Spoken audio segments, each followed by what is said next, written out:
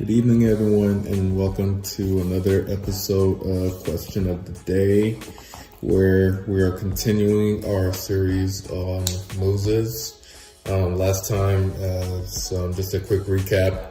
Remember, we talked about the first 40 years of Moses' life, right after basically at age 40, growing up in Pharaoh's household, and basically everything that happened in regards to, him trying to, stop one of the Hebrews from being oppressed and, committing murder and, basically being on the run. We went into our Zoom discussion in regards to, kind of where Moses was coming from, the mindset and, the result of, trying to do things basically ahead of God's time. But tonight we're going to talk about the next set of 40 years.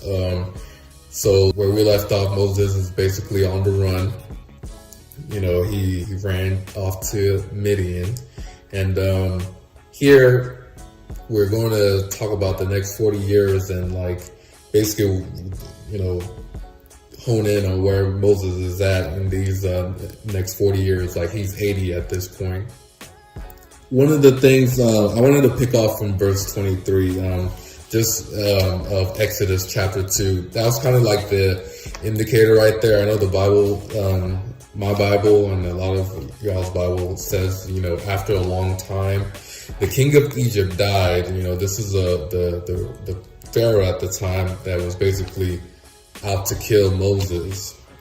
He had died, and the Israelites, they groaned because it says here because of their difficult labor, and they cried out, and their cry for help because of the difficult labor ascended to God. Their cries ascended to God, and God heard their groaning, and God remembered his covenant with Abraham, with Isaac, and with Jacob, and God saw the Israelites, and God knew.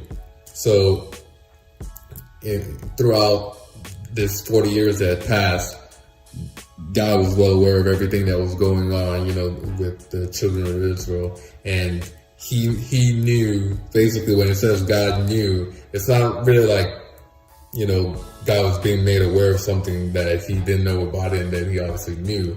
But it was kind of think of the knowing, this is just something I wanted to point out. Think of the knowing more as God knowing that it was time for them to be delivered now, because if I could have a different, title to, everything that goes on in this chapter of Moses' life, it has to do with God's timing.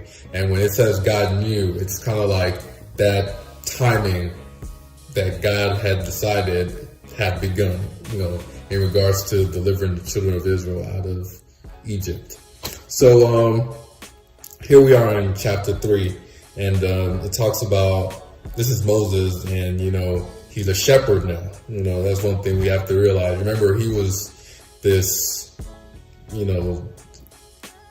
Israelite that had grown up in Pharaoh's household, and he's basically part Egyptian. He knows all about the Egyptian culture. He's very versed in their way of life and how they do things and all of that. And, he had, at age 40, he had that vigor, and he was ready to lead people, and he was quick to act basically. But now he's a shepherd, and I think at 80, he has a wife, he has a child, and he's basically living the humble life. He's not getting himself into any trouble anymore. So, as an 80-year-old man, he's a shepherd. And it talks about how, in chapter 3, I'm just gonna kind of give a brief overview. There's some parts that I'm gonna highlight, some verses that I'm gonna talk about specifically. So it talks about, the burning bush, and, obviously God's presence calling Moses.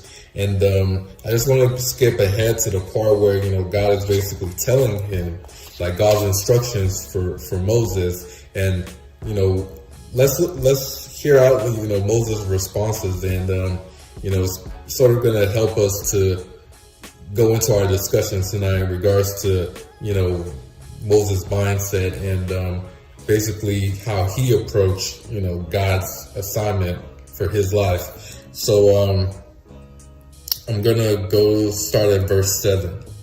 So it says, "The Lord said, I have observed the misery of my people in Egypt, and have heard them crying out because of their oppressors.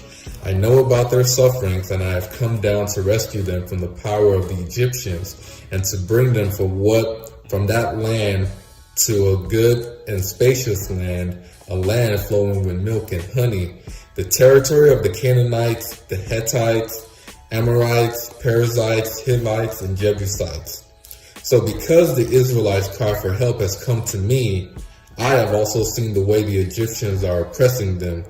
Therefore go, I am sending you to Pharaoh, that you may lead my people, the Israelites, out of Egypt."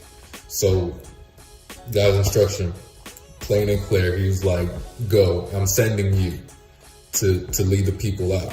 That was God's instruction, plain and simple. He was like, I'm sending you.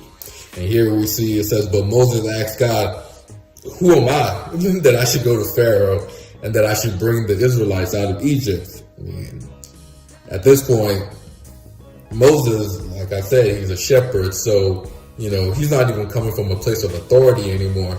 So, even think about that.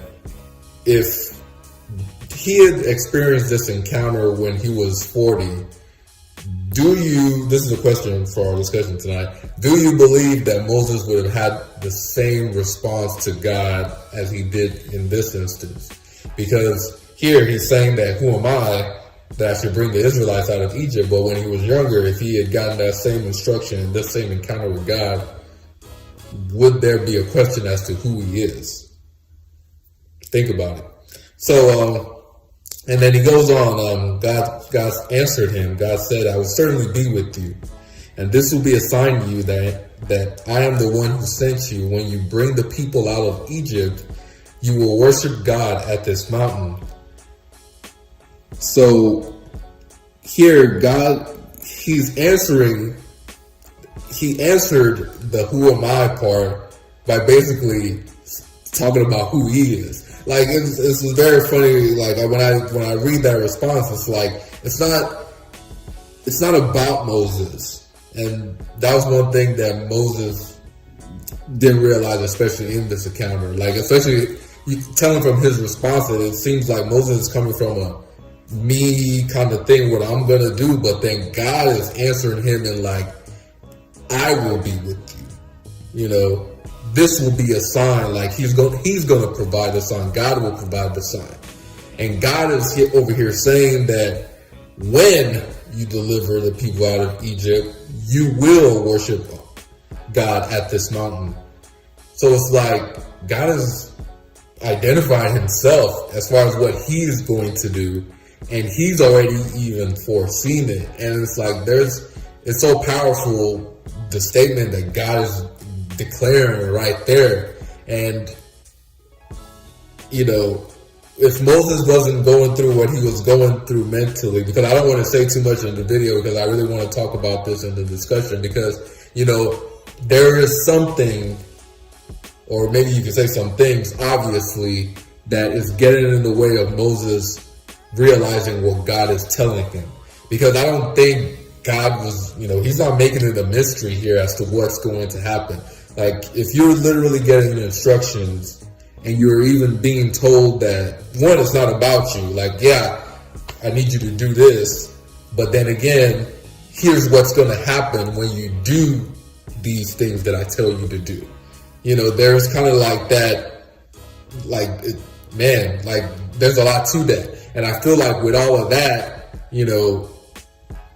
it's very clear, and it should be something that we should be able to follow, that God's instruction, especially coming from God's instructions. But what is it that is getting in the way? Like, that's another question for our discussion tonight. What do you believe are the things, or maybe one thing that you feel is getting in the way as far as Moses realizing, as getting in the way of him doing what God is commanding him to do? Let's talk about that tonight. But let me just read the rest of these because I really like this dialogue here. So it says, then Moses asked God, if I go to the Israelites and say to them, the God of your fathers has sent me to you, and they ask me, what is his name and what should I tell them? Then, God's response here is amazing too. So God replied to Moses, I am who I am. This is what you are to say to the Israelites. I am has sent me to you. God also said to Moses, say this to the Israelites, the Lord, the God of your fathers, the God of Abraham, the God of Isaac, and the God of Jacob has sent me to you. This is my name forever. This is how I am to be remembered in every generation.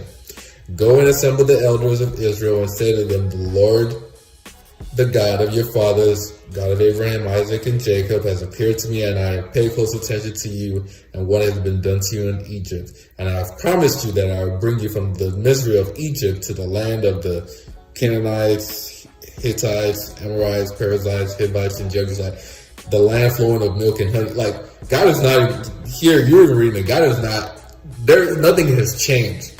Regardless of what Moses keeps saying, the question he keeps asking, what if, God is saying the same thing. His word is constant. God is constant. Like, he doesn't need to alter anything in regards to anything that Moses is saying. Like, okay, if they say, who are you? It's the same thing. If they don't believe, like, who sent you? It's the same thing. And then, the next thing Moses even says, like, if we kind of fast forward down, like, if you go into chapter 4 now, even Moses is saying, what if they don't believe me, and they don't obey me? Because, remember 40 years ago, he tried to do something in the name of God, but they didn't believe him.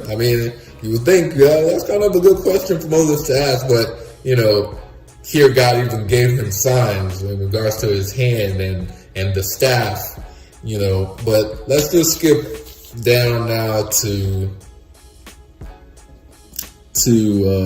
there's verse 10, obviously, where Moses talked about he's not very eloquent in his speech, and his tongue is sluggish or whatever. And, God was basically like, who gave you a mouth? Like, who placed mouth on humans? Who makes a person mute, deaf? Like, at this point, it's like, is Moses not even seeing the identity of God? And, he's able to realize who God is? Those are the things that it's almost like those are the things that are actually being questioned. It's kind of weird, but at verse 13, I should say, Moses said, please, Lord, send someone else.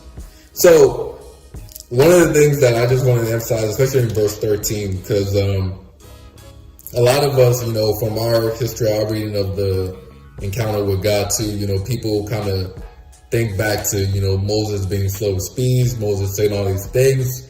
Like, those were not legit reasons as to why he kept having this back and forth with God. Verse 13 was, one of his true feelings in regards to that. He just didn't want to do it. And why was that? Why do you believe that Moses just felt like, I don't want to do this? We'll talk about that tonight. So, hopefully you guys, you read your assignments, and when we go into the Zoom discussion, we'll be able to, go in deeper and field any question that you guys have, anything that you guys might have noticed that I haven't pointed out in this video, and hopefully we'd like to go deeper into the Word tonight and grow together. I'll see y'all then.